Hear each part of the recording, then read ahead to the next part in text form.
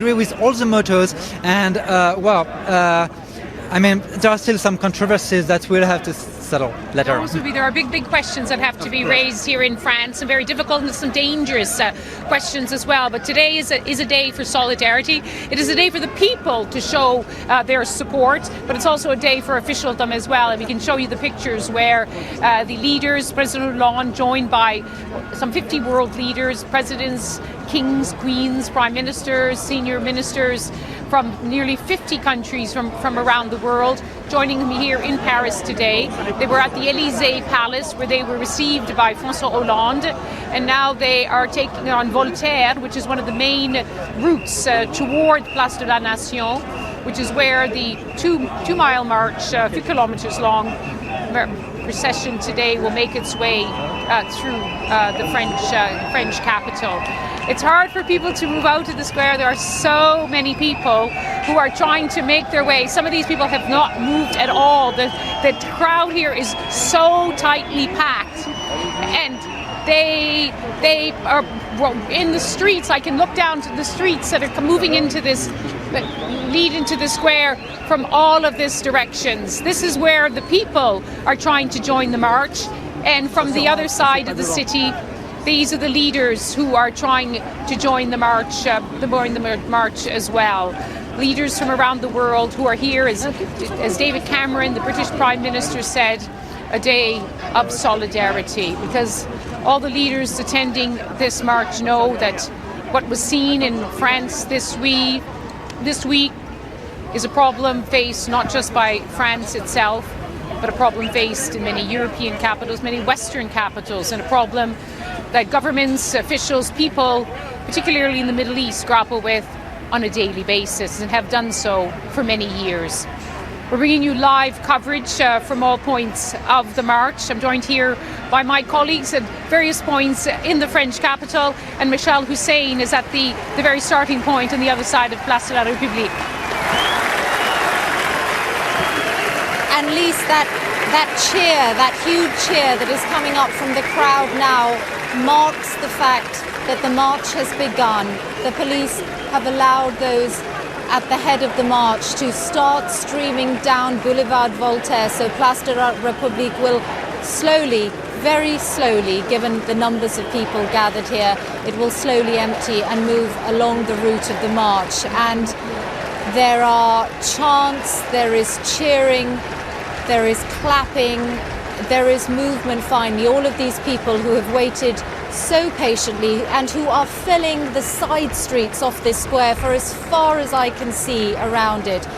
They are now able to move with all of their fellow Parisians, their fellow French men and women who have gathered here to join this moment of solidarity, this moment of unity called by the government, but those participating come from all walks of life. And it is a very powerful moment to see them all start to move along the route of this march, to be here as part of an expression of so many different emotions that have gripped this country in the last few days, but are really coming together in this moment of unity. For most of those who are gathered, I can't estimate the numbers, but there are many thousands in the square that I'm looking down on.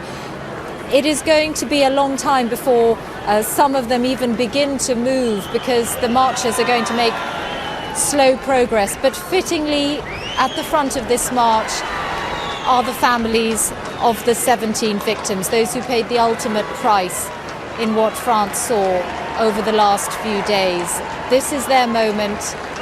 They will be joined along the route by the VIPs, Francois Hollande, Nicolas Sarkozy, the former president of France, and all of those leaders who have come from different parts of the world to show their support to France. Angela Merkel, the German Chancellor, there alongside Francois Hollande today. But these events in France have touched a chord with many millions of people around the world, and the leaders are here as a symbol of that. So the first marchers setting off down Boulevard Voltaire. The march is underway. We will know eventually just how many people have joined this, but as it begins, there is no doubt that this is a remarkable moment in France's recent history, something that no one who has taken part in it, who has seen it with their own eyes today, will ever forget. Michel, thank you. So the march is beginning and you can see the crowds moving here much more quickly, moving toward the other entrance. And let's just try to get a sense. These people are moving in the wrong direction. We have to, I'm afraid we have to. Yes. Let's just get a sense of why people are here. Someone with a Je suis Charlie. Are you French? Yeah, I'm French. And why did you come out today? To stand for the French rights. And what for you is the French rights? The freedom, je sais pas comment on dit liberté. Liberté, oui. La liberté d'expression. Freedom of expression. Yes. Et qui d'autre? What other ones? I don't know. Yes. And for you? I don't know. The same? The same, yes. Do you feel threatened by what's happened this week in France? Yeah, of course. You think it could happen again? Maybe. It's why we have to fight today to not that happen again. Well, we'll let you make your way along here. You see people to Charlie. We are all Charlie.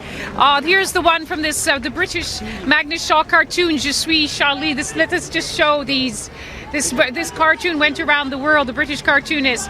A lot of people don't know that Charlie is named after Charlie Brown, the cartoon, and Charlie Brown with his head in his hands. And here the pencils. Je suis Charlie. Everywhere you look, you see the pencils. Do you speak English? No. Pourquoi vous êtes ici? Why did you come today? Pourquoi vous êtes? Par solidarité avec les dessinateurs de Charlie. Yes. Est-ce que vous, oui? Tout petit, ouais.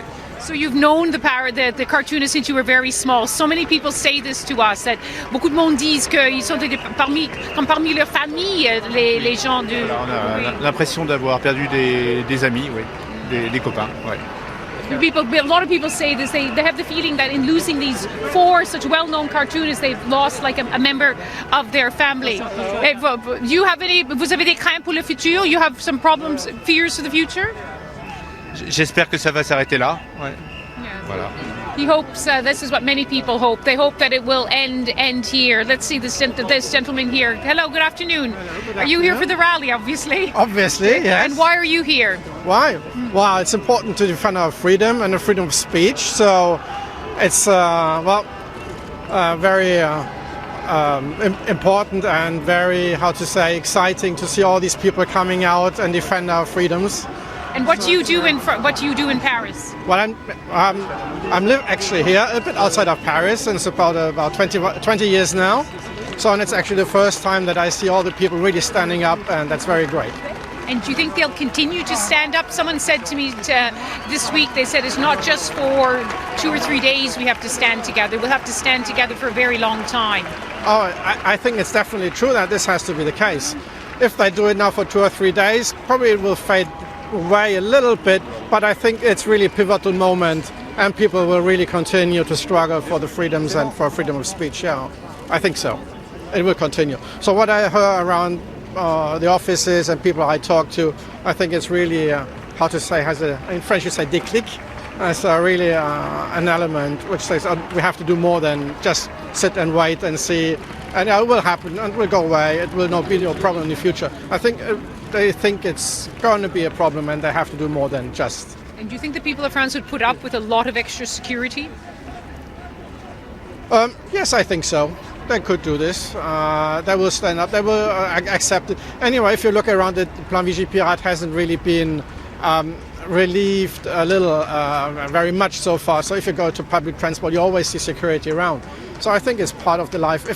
We have to see if it's getting too strong, if they try to make a patriot act à la française, probably... Which is what happened in the United States after the attacks of September 11. So then probably it will be... they have to find the right way. It will be very difficult to get this really properly sorted out then. Will probably not accept that their freedom, then what they're standing up for now, will be restricted too much. And on the other hand, on the other side... So thank you. Well, we'll let you continue in your march. People here making their way. Finally, be able to leave. The police cordons have been cleared, and let's take a look at. This is not just a day of the people; it's a day also for officialdom. Francois Hollande at the head of the march, making his way down Avenue de Voltaire. Cameron, the British Prime Minister David Cameron is there. The German leader Angela Merkel.